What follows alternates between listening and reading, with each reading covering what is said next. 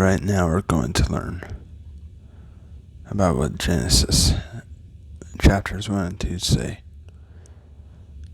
Mention of heavens, mention of the area where the garden roughly was, and many other things. I have the list right here. So, in Genesis 1 and 2, we learn about the fact that there's more than one heaven.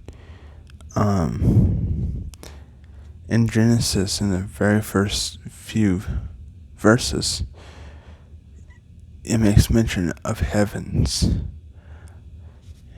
And I believe it's in Genesis 1 where we learn about Adam, which we learn more about Adam in Genesis 2 when he mentions that he breathed his own breath into man, disproving the theory of evolution, proving that the creation man was Adam was actually the one that made the animals what they're called today. Whatever he called the animals, that's what they were. If he called it an animal, if he looked at an animal and called them a cow, they were a cow. He looked at an animal in the sea. If he looked at something in the sea and it was a fish and he said it's a fish, it was a fish. Adam came up with the names of every animal. Now, we also learn about the word firmament. And with the fact that in Genesis 1 and 2, we hear about heaven and heavens.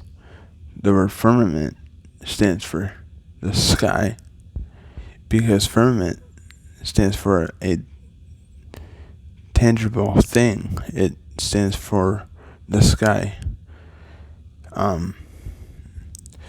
We also learn, and like I say, I have my notes right here.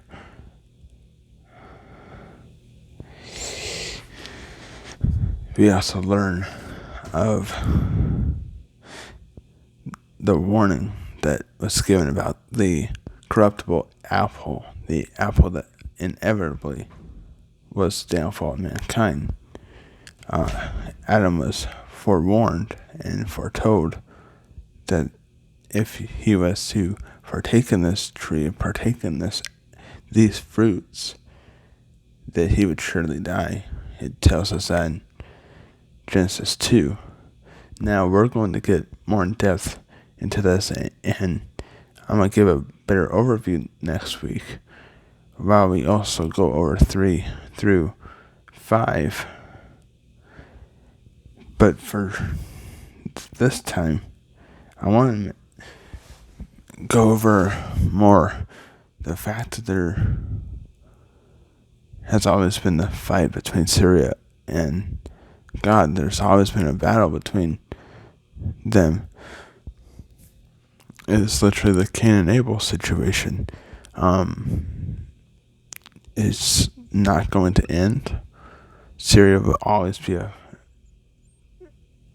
angry opponent and enemy to Israel, because Israel is God's, and Syria doesn't like God. God is hated in Syria. The same reason they don't like America is because we believe in God. We worship God here. And now I'm not saying everyone in Syria is just evil, but for the most part, throughout history, it's had a track record of having hatred towards American people because of the love for God. It's the same reason they don't like Israel and why they go after Israel so much. It's because of the hand of God being on them. Now, with there being heaven and heavens mentioned in Genesis 1 and 2, the fact that people, I don't understand how people can come across the thought that there's only one heaven when we're told of heavens in literally the second chapter of the Bible. And I even think in the first chapter of the Bible, we're told how there being more than one heaven. So that is what I was going to teach you guys today about Genesis 1 and 2. Of course, it's a pretty short and brief overview of it, because Genesis 1 and 2 is a pretty short sermon. I mean, next week we'll look more into the 2 chapters to confirm what we're going to read in 3, 4, and 5, and see where 3, 4, and 5 takes us. But for this, we're getting a brief overview of what we need to know. In Genesis 1 and 2, it also makes mention that light and darkness was the beginning of time, because light and day and night were the first day. And that means light and darkness, not like devils and demons and that darkness. That's darkness, but that's not the darkness that is being made mention of in Genesis 1 and 2. This darkness is the nighttime. This darkness is where the sun goes down, the moon comes up. That was the first day when they spun around in orbit. When the world spun around in orbit, and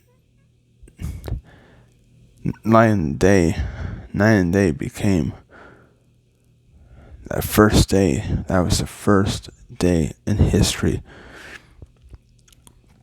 It's always baffled me how people came across the millions of years, and all these millions and millions and millions of years, billions of years even.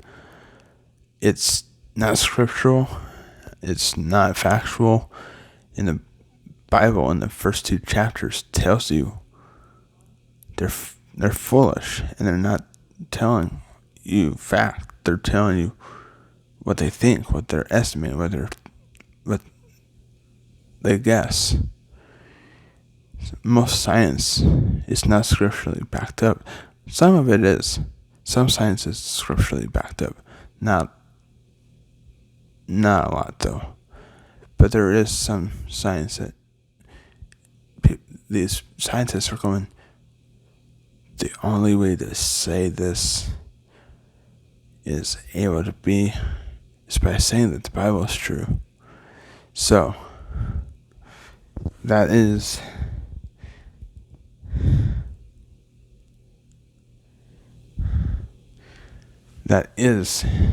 the overview of Genesis 1 and 2.